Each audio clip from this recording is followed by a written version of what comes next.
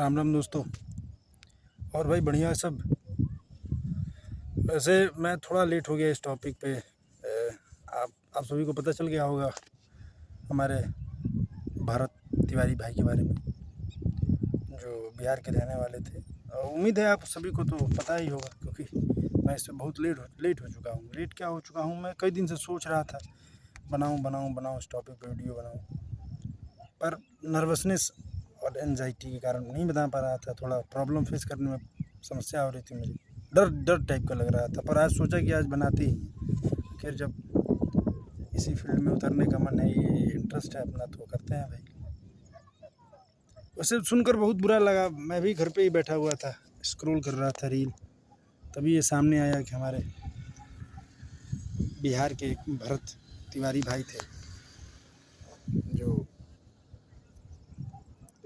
Social activist के तौर पे, समाज सुधार के तौर पे काम किया करते थे। उनको पुलिस वालों ने इनकाउंटर में मार दिया, और भी उन्हें 5 गोलियां मारी गई। 5 गोलियां, 3 गोलियां पैर में और 2 गोलियां बॉडी पार्ट्स कहीं मारी गई।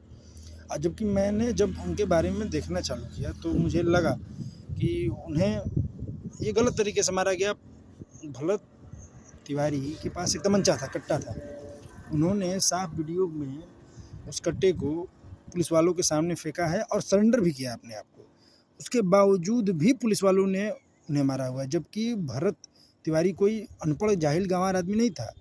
उसने बीएससी कर रखी थी, उस भाई ने बीएससी कर रखी थी, और उसका ये प्लस पॉइंट था कि और किसी फील्ड को ना चुनकर उसने समाज सेवा का फील्ड चुना। मुझे लग रहा है कि यही उसके लिए एक बहुत बड़ी दिक्कत की बात हो गई। अगर वो भी शायद बीएससी करने के बाद टीचर लाइन में चला जाता है, या फिर उसके बाद किसी और करियर को चुन लेता, तो शायद उसके साथ भी ये घटना ना होती। वो जाता, अपने चैन से खाता, कमाता, परिवार का पालन पोषण करता। उसके पिताजी और माताजी बूढ़े हो चुके हैं, उनकी देखभाल करता। लेकिन उसने सोचा कि सभी इंजीनियर डॉक्टर बन रहे हैं, मैं समाज की सेवा करता हूँ, मैं समाज के लोगों के लिए आवाज़ उठाता हूँ।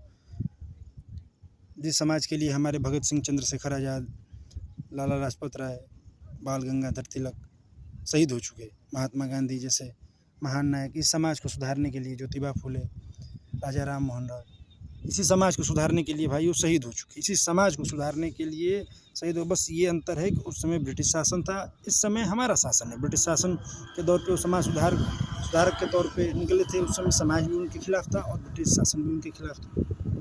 ब्रिटिश शासन भी उनके खिलाफ था, वो भी उनके खिलाफ कार्रवाई करने पर उतारू था। और इस समय जो काम पुलिस प्रशासन को, एडमिनिस्ट्रेशन को करना चाहिए, वो काम भरत तिवारी कर रहे थे, तभी उनको अच्छा नहीं लगा और पता नहीं क्यों इनकाउंटर कर दिया। भाई अगर तुम्हें इनकाउंटर करना है तो फिर ये कोर्ट, ये दलील, ये वकील, ये वकालत, ये डिबेट, ये आर्गूमेंट, ये कोर्ट में क्यों होते हैं भाई? इसको बंद कर दो, फिर तुम ही हाथ में ले लो, अपने हाथ में ले लो, इनकाउंटर करते रहो। अगर तुम्हारे इनकाउंटर करने से समाज में सुधार आ जाता है, अगर समाज में बेहतरी आ सकती है, समाज में इम्प्रूवमेंट आ सकता है, तो भाई करो इनकाउंटर, क्या दिक्कत है करने में? उनको तो नहीं मारोगे भाई यार, जो भू माफिया हैं, जो खनन माफिया हैं, उनको तो छूने की तुम्हारी हिम्मत नहीं है। लेकिन जो आदमी समाज के सुधारने के लिए अपनी आवाज़ को बुलंद करता है, उसको तो तुम पहले गोली मारोगे। और मुझे समझ नहीं आता कि तुम होते कौन हो गोली चलाने वाले? तुम्हारे पास कौन से अधिकार है? किस अधिकार के तहत, किस लॉ के तहत तुमने उस पर गोली चलाई? सेल्फ डिफेंस में चलाते तो समझ में आती। सेल्फ डिफेंस तो तब होता ना जब सामने से फायरिंग होती। भरत भाई ने तो खुद ही अपने बंदूक को फेंक दिया था, उसके बाद तुमने उन पर गोली चलाई। ये तो साफ कायरता दिखाती है तुम्हें। सामने से उन्होंने बंदूक तो तुम्हें दिया ना, तो गोली चलाने का तो कोई वहाँ पर मतलब बनता नहीं है। और दूसरी बात भाई, भरत भाई तो हमारे बीच में नहीं रहे। अब शायद ही ऐसे लोग सदियों में एक पैदा होते हैं भरत भाई की तरह। अगर मैं समझ के चलता हूँ कि अगर समाज में कोई और लड़का भरत भाई की तरह खड़ा होता है कि मैं भी समाज के कल्याण के, समाज के हितों में के लिए काम करूँगा, लोगों की ज़रूरतों के लिए काम करूँगा, उनकी ज़रूरतों के लिए आवाज़ उठाऊँगा, वो तो तुम्हारे पुलिस प्रशासन के डर से वो इस काम को भी करना छोड़ देगा। आखिर वो करते क्या थे भाई? एक जो सोशल बेसिक नीड्स होती हैं लोगों की, जैसे रोटी, कपड़ा, मकान, वहाँ पर गंगा जी में बाढ़ बहुत आती थी, उसके लिए पक्का मकान, यही तो आवाज़ उठाते थे। ऐसा थोड़ी ना है जो किसी को गाली बका करते थे, उन पर क्रिमिनल चार्जेस थे, और वैसे लोगों को तुमने मार दिया भाई। और प्लस बात तो ये है कि भरत भाई ने मरते हुए एक बात कही थी कि ये जो मोबाइल है इसमें सारे एविडेंसेस, अगर मैं मर गया तो ये मेरा मोबाइल जो है मेरे परिवार वालों के हाथ लगा। सबका कच्चा चिट्ठा इसमें रखा हुआ है, वो मोबाइल नहीं मिल रहा है। ज़रूर इसमें प्रशासन की भी गलती है।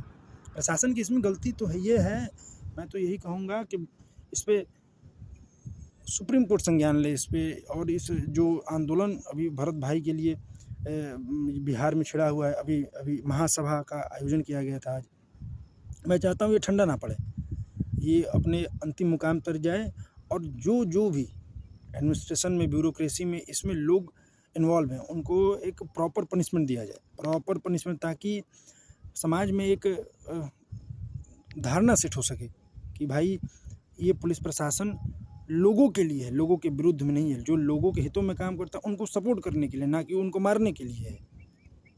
मैं ये चाहता हूँ, और बाकी मेरी ईश्वर से यही कामना रहेगी, हे ऊपर वाले, भरत भाई की आत्मा को आप शांति देना, और उनके पिताजी माताजी और उनके परिवारजनों को मजबूती देना, ताकि वो इस भयावह स्थिति से उभर सके। भाई अगर मेरी बात आपको सही लगी हो तो आप बताना, अगर आपको कहीं त्रुटि समझ में आई मेरी बातों में, मुझे जितना समझ में आया मैं बताया भरत भाई के बारे में।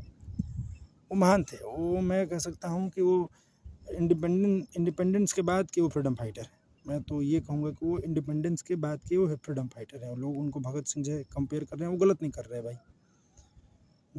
भगत सिंह वो सिस्टम से लड़ते रहते वो भी शहीद हो गए, और भरत भाई भी सिस्टम से लड़ते रहते शहीद हो गए।